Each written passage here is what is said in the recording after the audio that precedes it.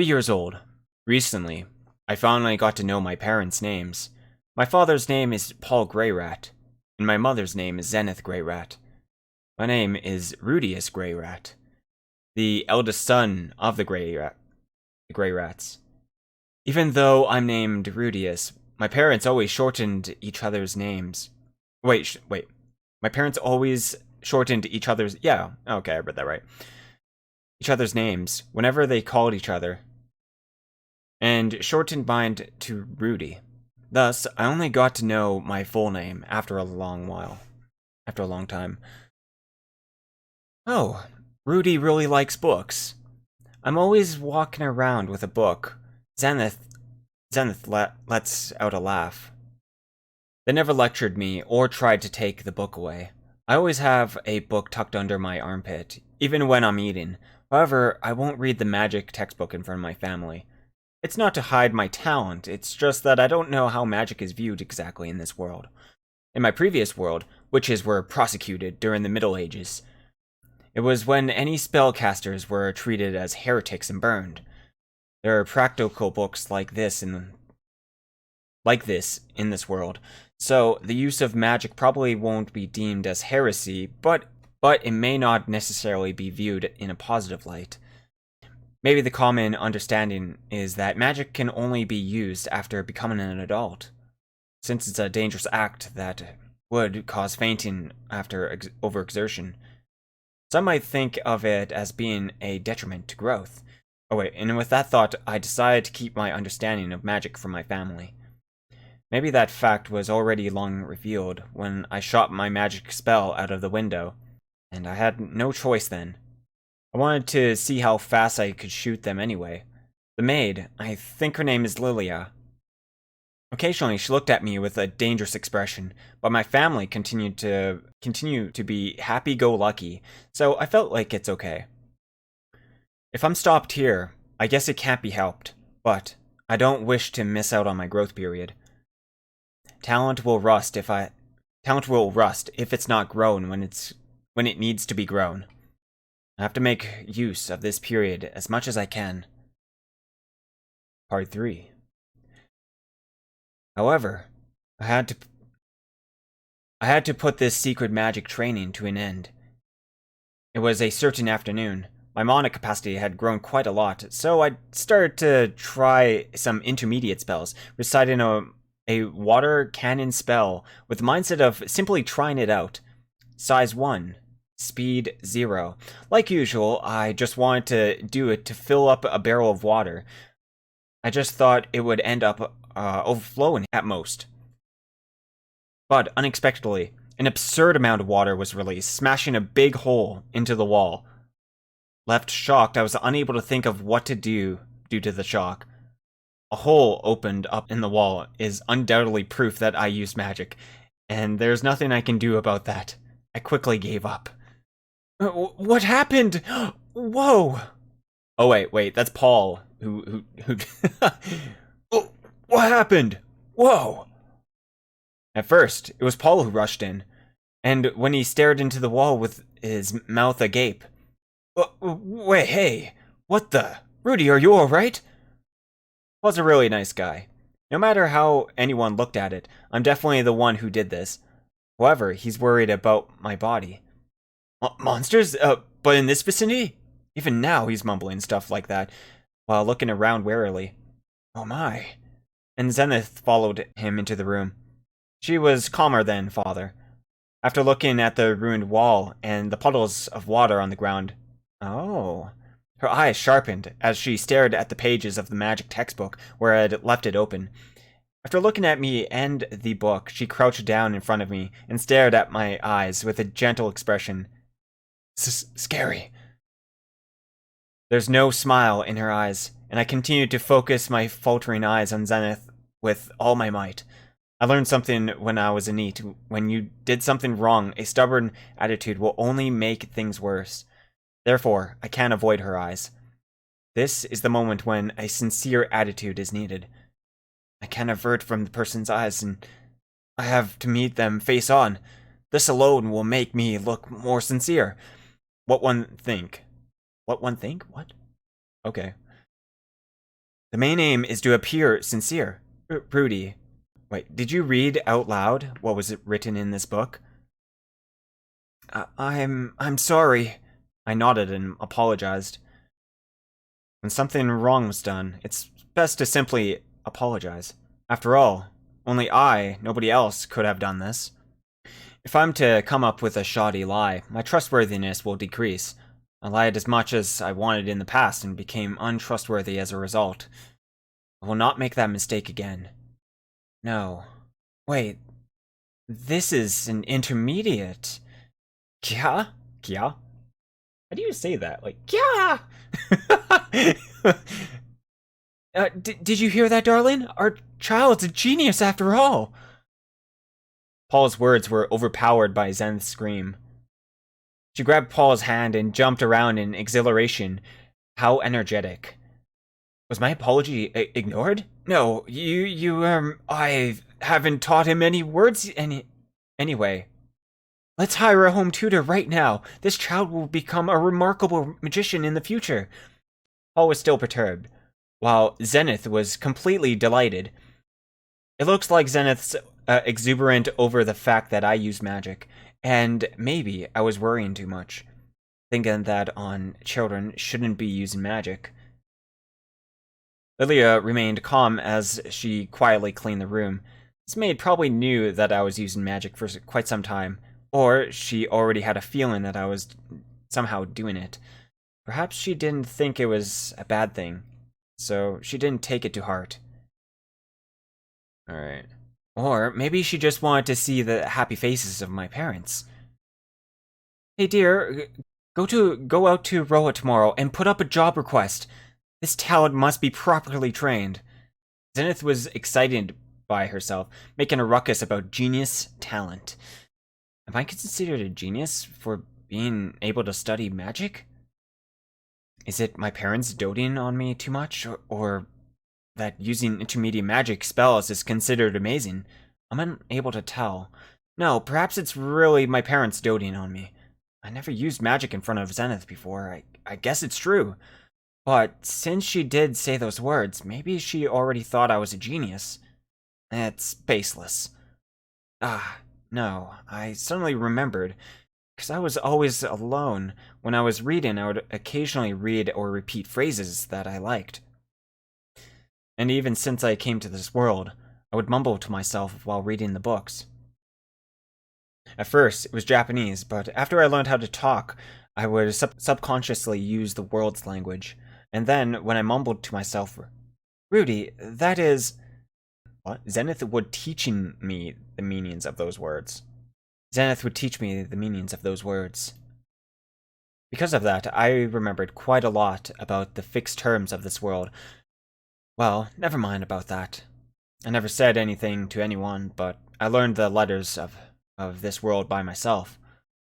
My parents didn't even teach me how to talk. From my parents' point of view, it all seemed that our child can read words we never taught him, and read out aloud the contents of a book. That's definitely a genius. If it's my child, I'll also think that he's a genius. In the past, the same thing happened when my younger brother was born. He grew up fast and did everything faster than me and my older brother. Saying words out, walking on his own feet. My parents were also optimistic. Whenever their kids did something, even if it's nothing too big, they'll go, that kid's definitely a genius. Well, I'm a damn neat, who dropped out of high school, and my mental age is more than 30 years old. Without that much experience, I'll be a miserable wretch. That's 10 times. 10 times. Darling, get a tutor. We'll definitely find a good magic teacher in Roa. And then when they find someone with talent, the one thing all parents would do would be to get the best education for him. In my previous life, my parents praised my younger brother's talent and let him learn all kinds of things. And so Zenith suggested to hire a magician to be the home tutor, but Paul objected to this idea. Wait, didn't we decide that if he's a boy, we'll make him a swordsman instead? If it's a guy, he'll take up a sword. If it's a girl, she'll learn magic. It seemed that it was decided before I was born, but he can activate intermediate spells at this age. If he starts training now, he'll become an amazing magician. But a promise is a promise, right? What promise? Or, what promise? Don't you always break your promises? My matters have nothing to do with this now, right? And so a couple's quarrel began at that at that moment. Lilia calmly cleaned up the room. Let him learn magic in the morning and learn swordsmanship in the afternoon. Isn't that fine? After the quarrel persisted for a while, Lilia finished up her cleaning, sighed, and suggested that, ending the argument. And so the idiot parents subjected me to study while ignoring what their kid wanted. Oh well. I guess it's good since I decided to live on seriously. Part 4. And because of those reasons, our household decided to hire a tutor.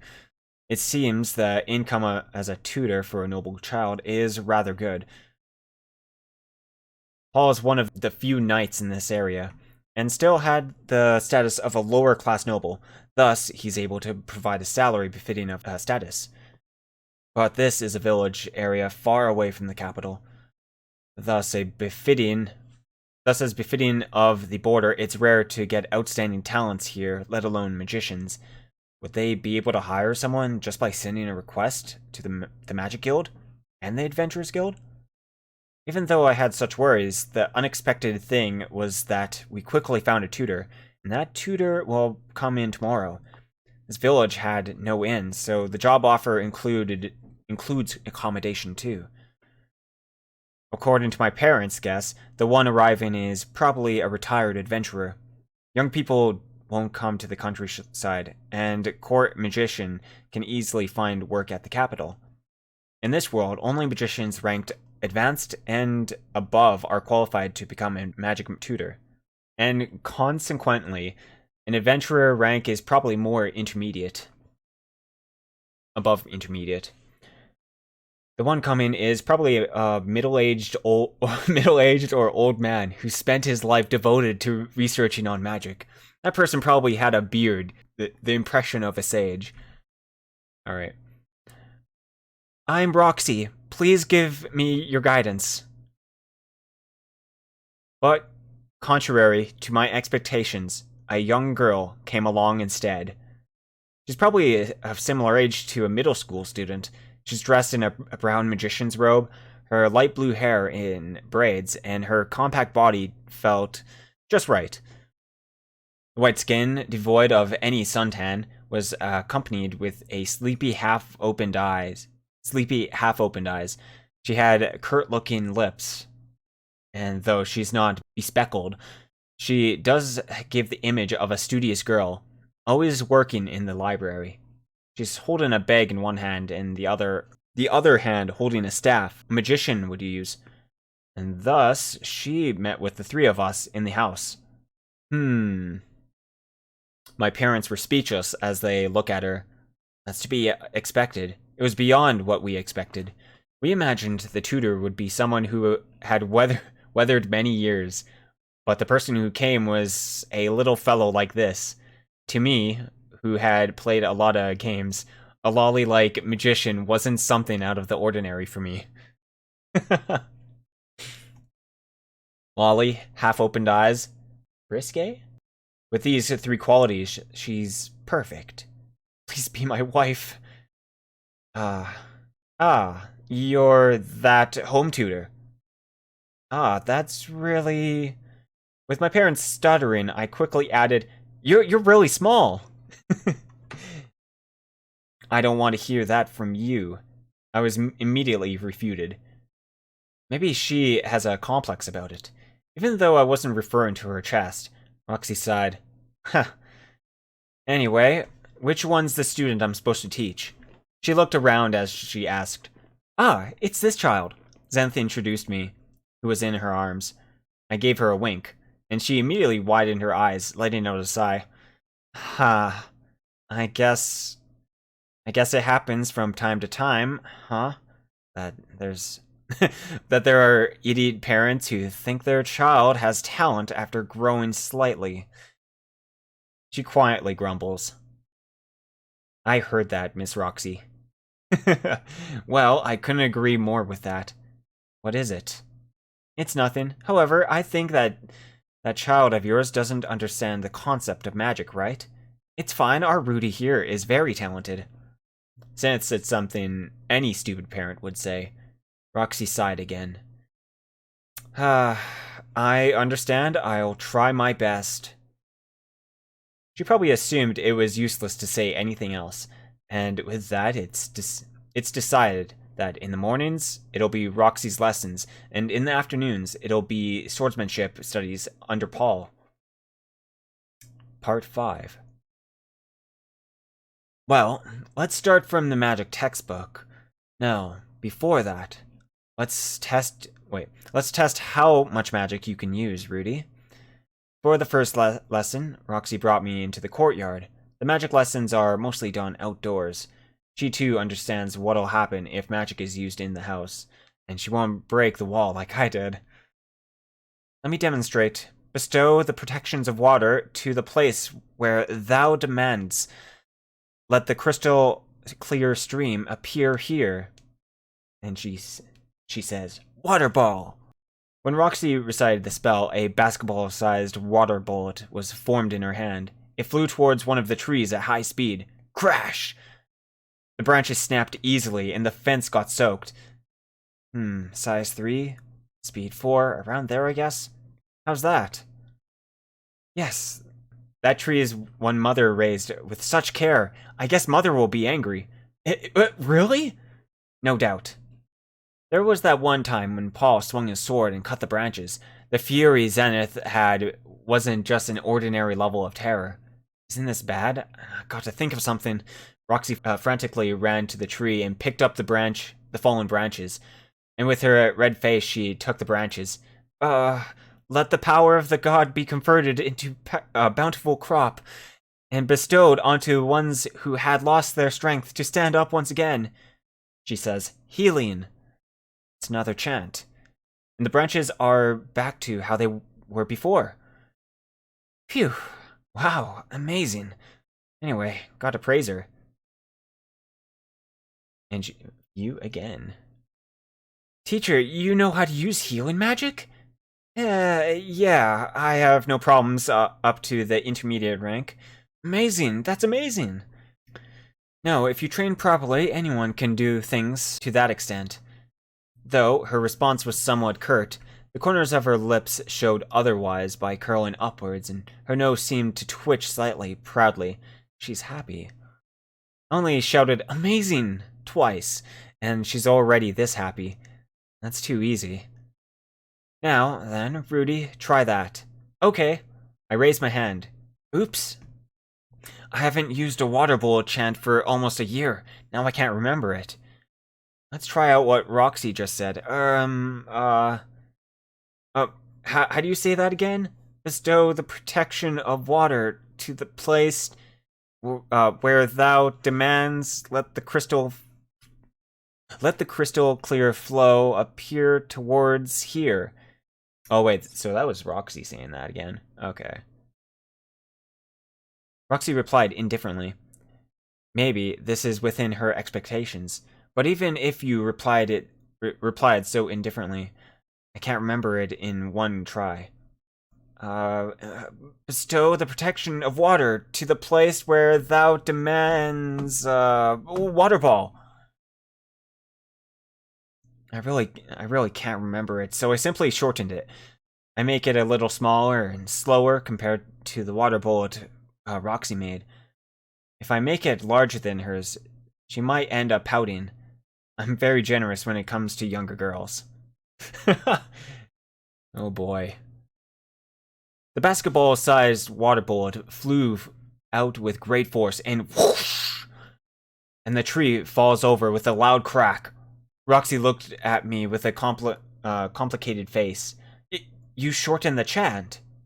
Yes. Is that bad? Come to think of it, voiceless incantation was never recorded in the magic textbook.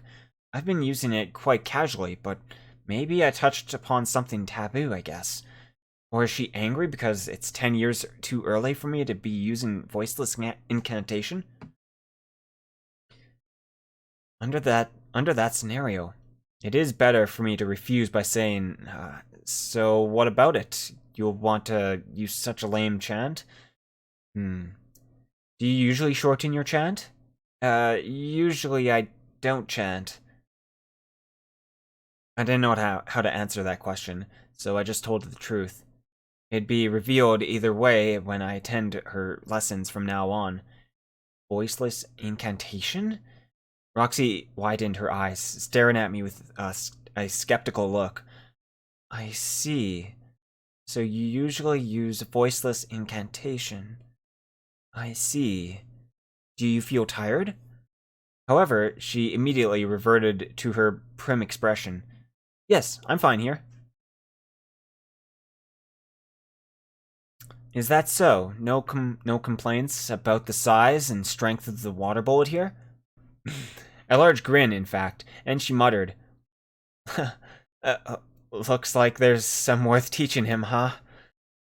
Like I said, I heard what you just said.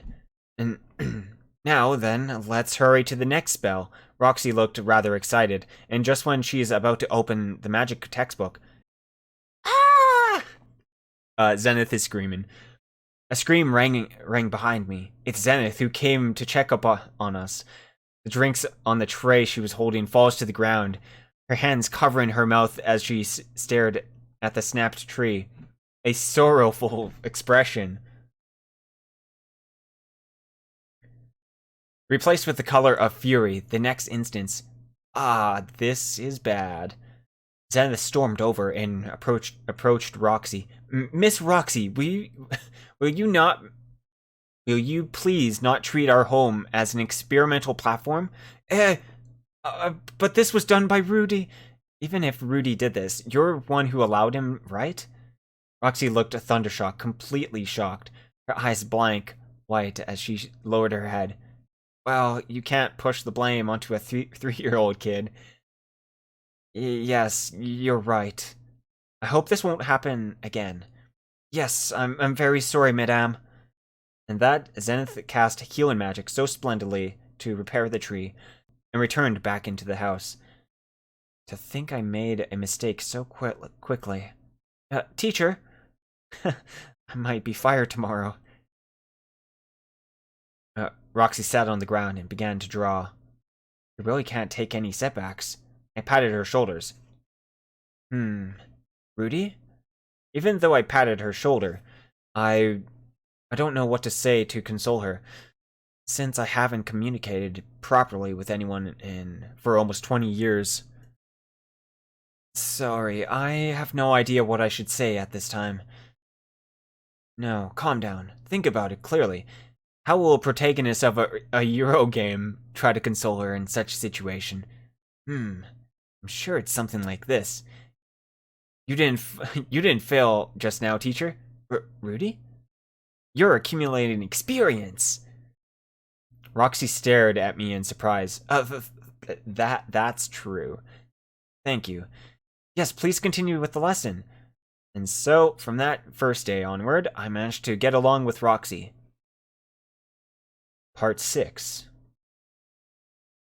The afternoon is about training with Paul. There's no wooden sword fitting my body size, so training is basically physical here. Jogging, push-ups, sit-ups, and so on. Anyway, it seems Paul's plan is based around getting me to move first.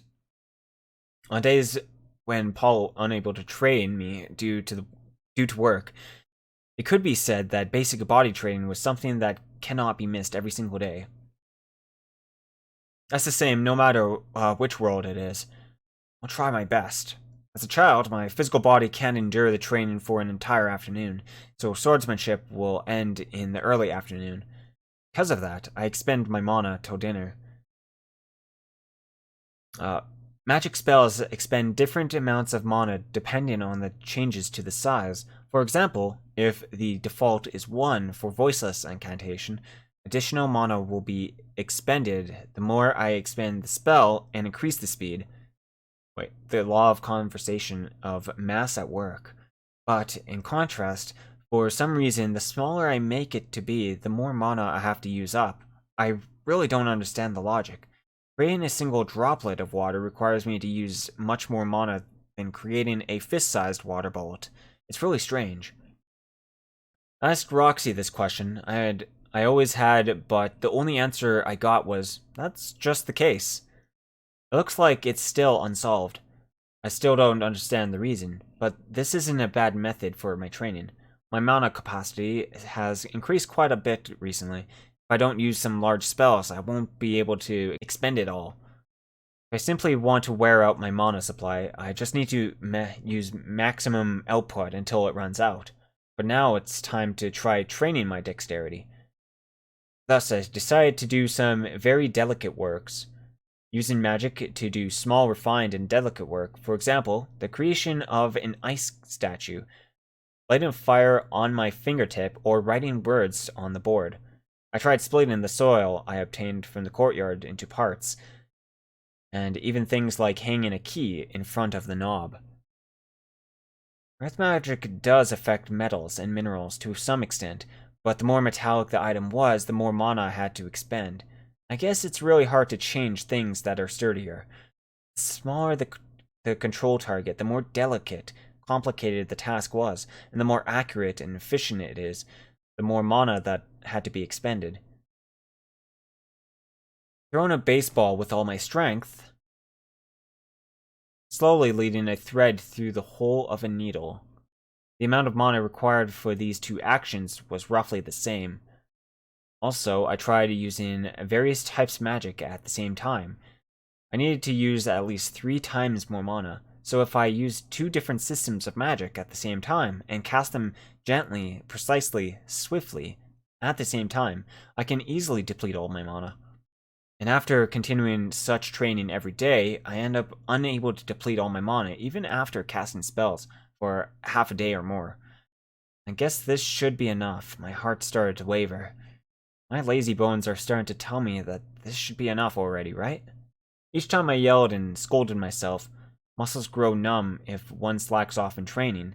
Surely mana works the same way. I can't neglect my train just because I had some increase in capacity. Part 7. While casting magic in the light of the night, I could hear some irritating yelping noises. Where are they coming from? Of course, it was from Paul and Zenith's room. Or busy working. Maybe in the not-so-distant future, my younger brother or sister will be born, I guess. I think it's good to have a little sister. Yep, I don't want a younger brother. The image of my younger brother smashing my computer with a bat with all of his strength will still remain. I don't want a younger brother. A cute sister is better. Goodness gracious. In my past life, if I heard something that annoying, I would immediately slam the wall and floor to shut them up. Because of that, my older sister never brought a guy back home again. Such nostalgia. At that time, I always thought the people who did that were a malice that painted my world. I always thought those bullies were mocking me from a place I could not reach out to. Thus, I always had some rage within me that I couldn't vent. The ones who pushed me into the dark, unpleasant space, however, were looking down at me saying, "Why are you still in that place?" There's nothing more humiliating than that. But recently I changed my thinking. I'm not sure if it's because of my body became that of a kid, or because of my parents, or because I'm working hard for my future myself. But I'm about to eavesdrop on their actions with a magnanimous supporting attitude. Okay. I'm an adult too. I can more or less guess what's going on just from listening to the noises. It seems that Paul's very good at this. As for Zenith, she'll be knocked down after a while, being all breathless and such. But Paul would say something like, "It's still early," and keeps on attacking. Just like a protagonist in some sexual humiliation Euro game. An unspeakable amount of stamina. Since I'm Paul's son here, maybe I too will have that kind of energy. Awaken for the heroines. Grant me the... Okay.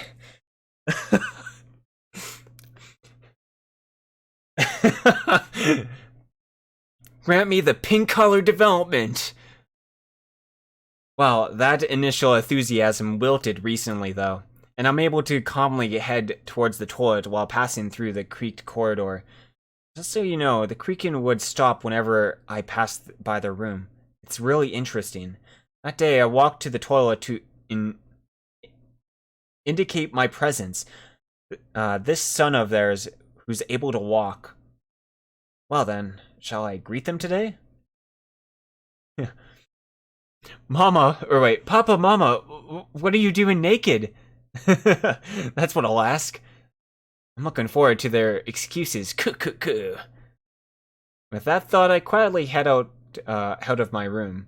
But another guest was there already. The blue-haired girl squatting in the dark corridor, peeking into the room through the gap.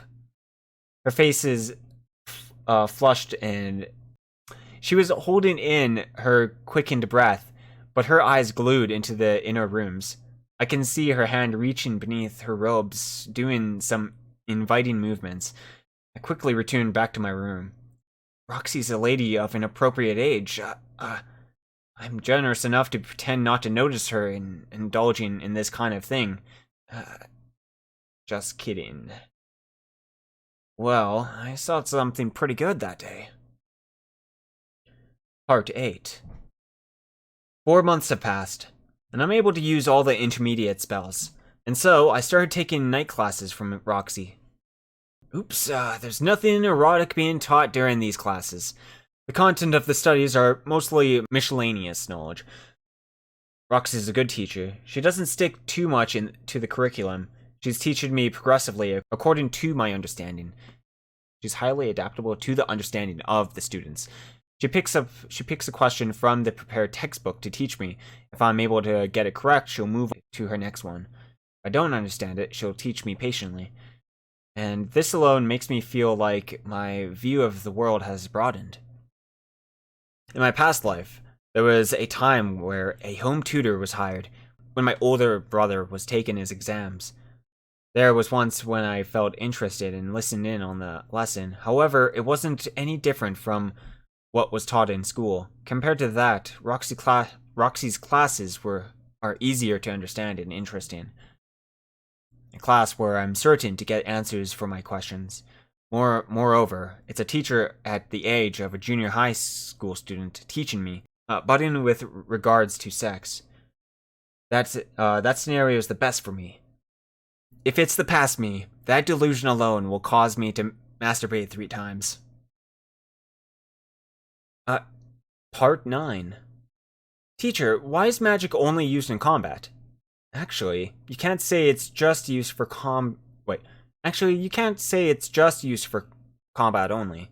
Roxy will always answer in any of my sudden questions seriously. Indeed. Where shall I begin?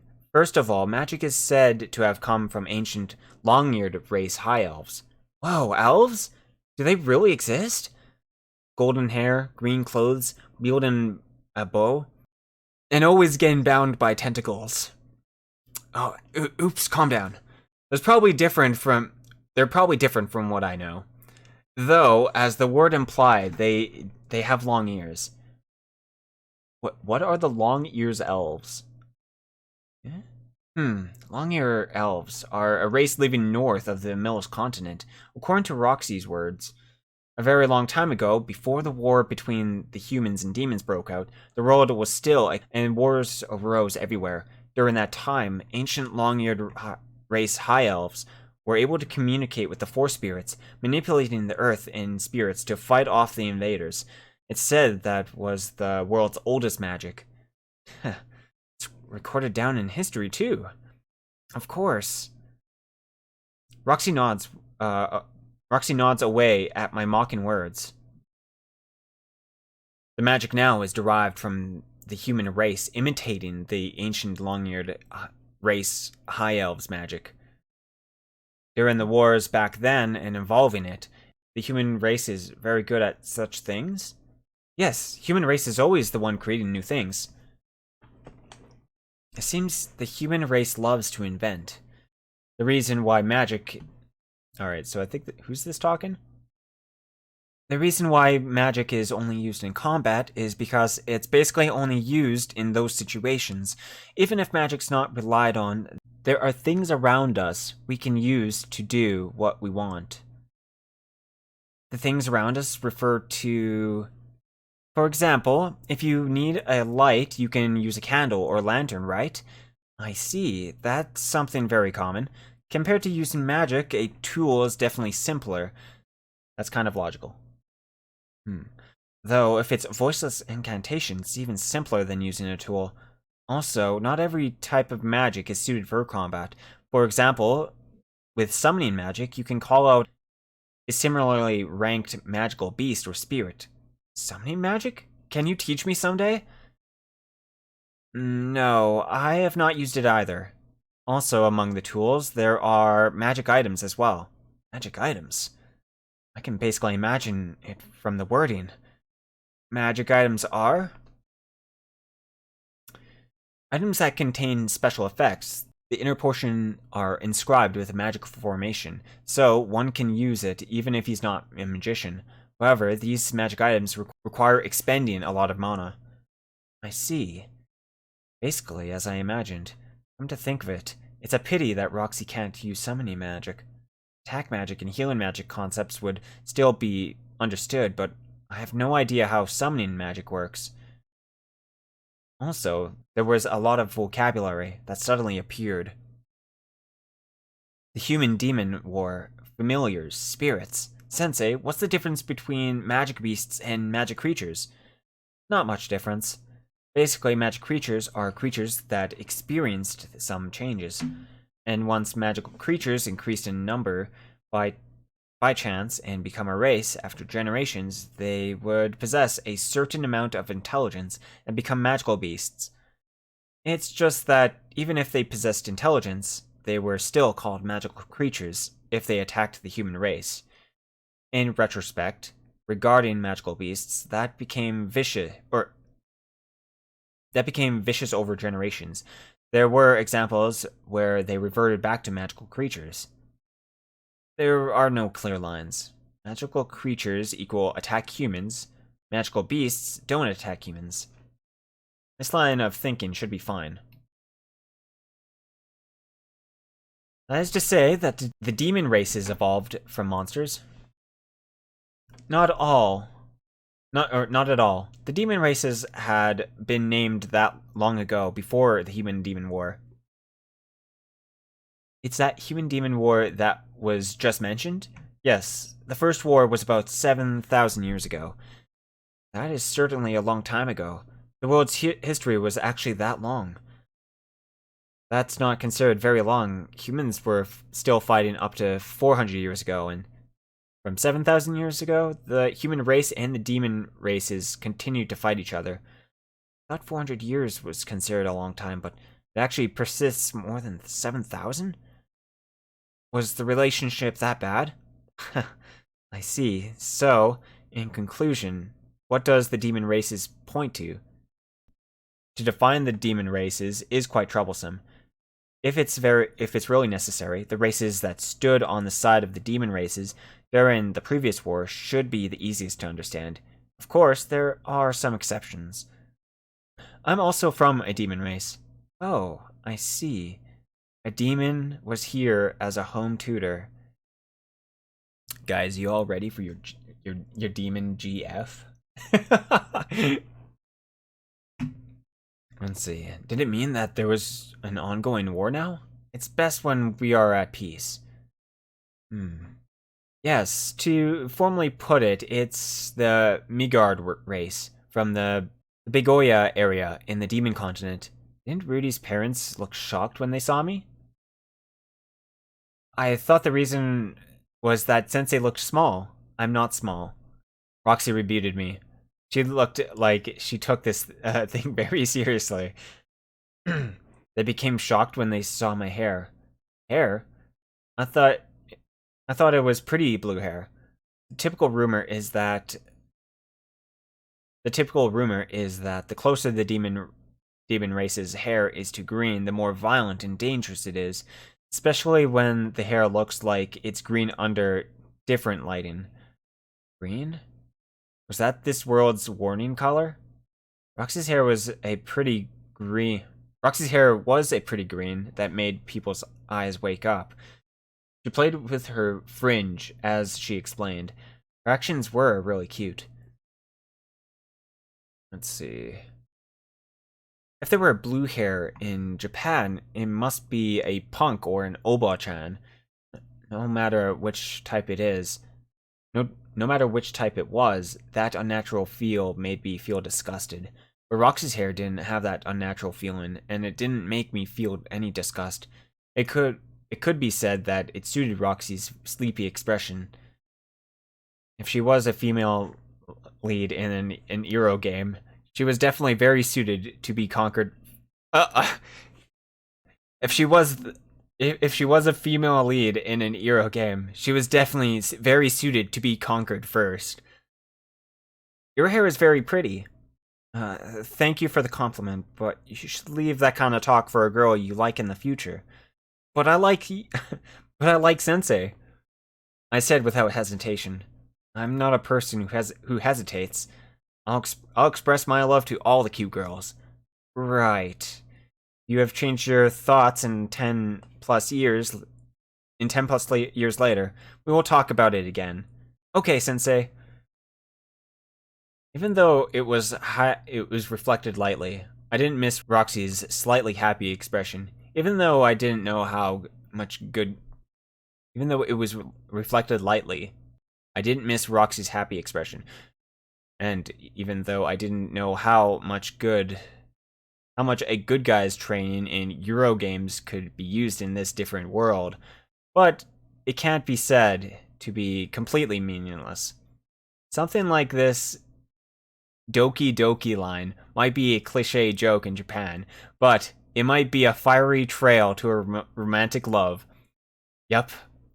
What the heck am I talking about? Roxy's cute and age? If I can just raise a flag.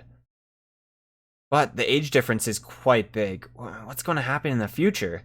Going back to that topic, the brighter it is, the more dangerous it is to complete the superstition. It's all superstition? I really thought it was a warning color. Yes, the Subard race from the Bobinos area is a green-haired race, and they committed a lot of atrocities during the war 400 years ago. That is why they have this rumor. So it really has nothing to do with hair color. Many atrocities? Yes. During the 10-plus year war, their crimes made both parties feel fear and hatred. Their race is very dangerous, and after the war, they were prosecuted and chased out of the demon continent. Chased out after the war ended? That's amazing. Are they really that hated?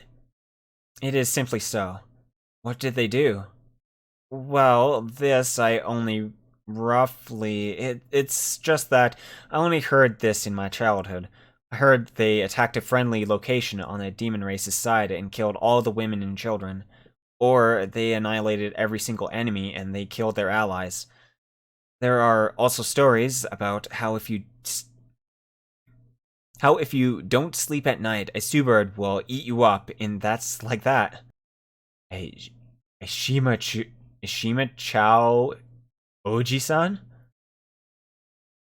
The Midgard race is one that's similar to the Subard race. So they were also implicated in the past, even though your parents will tell you this sooner or later. Remember this, Roxy emphasized. If you see someone that has emerald hair and a ruby-like stone on their forehead, don't approach them. If you have a choice but to talk to them, you must not anger them. Emerald hair, ruby stone on the forehead. This seemed to be the Subard race's special trait. What happens if you anger them? He might kill your entire family. Emerald-colored hair and a ruby stone on the forehead, right? Yes. The thing on their forehead can see the movements of mana, and it's their third eye. Can't be that there are only women in the Subard race. Eh? No, there are men too.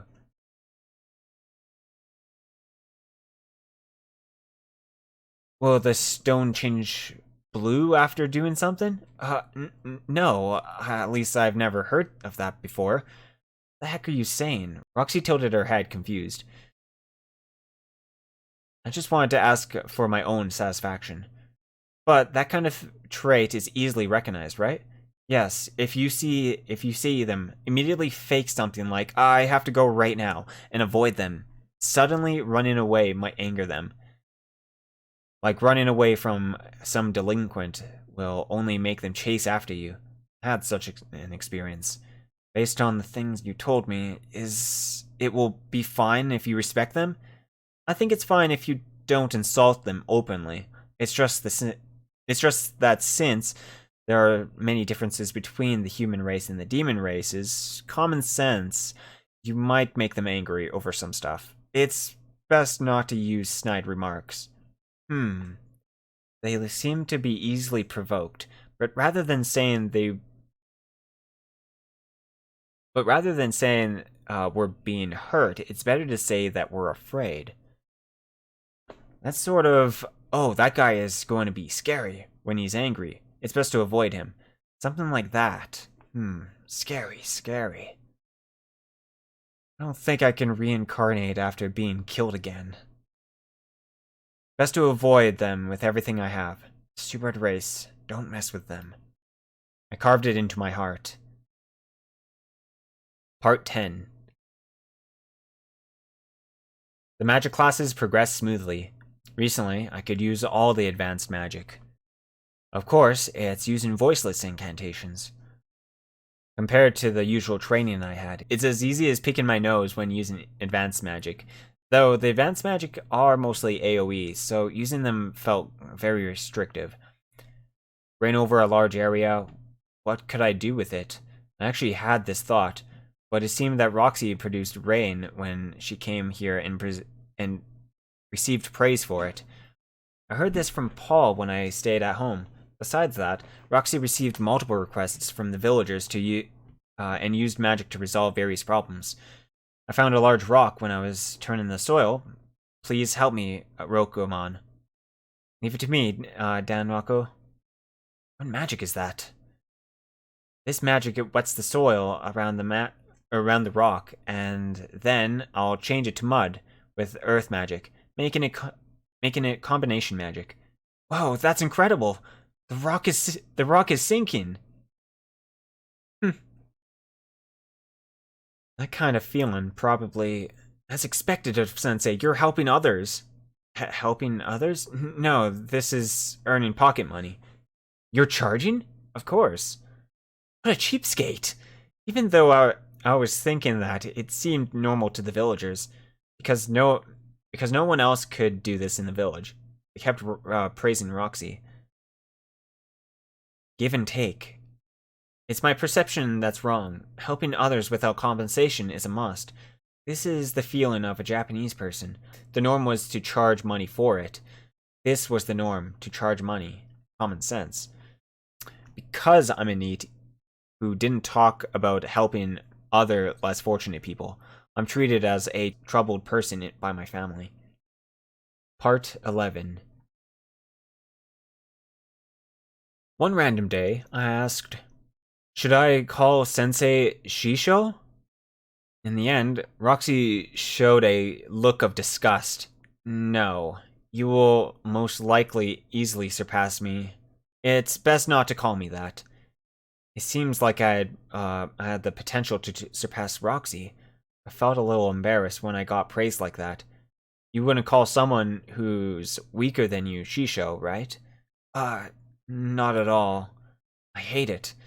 Someone who's better than me calling me Shisho. Isn't that embarrassing yourself? Is that the case? Is it because Sensei is stronger than Sensei's teacher you would say this? Listen to me, Rudy. Shisho, this thing, is someone who can't teach you anything more but still expects things from you.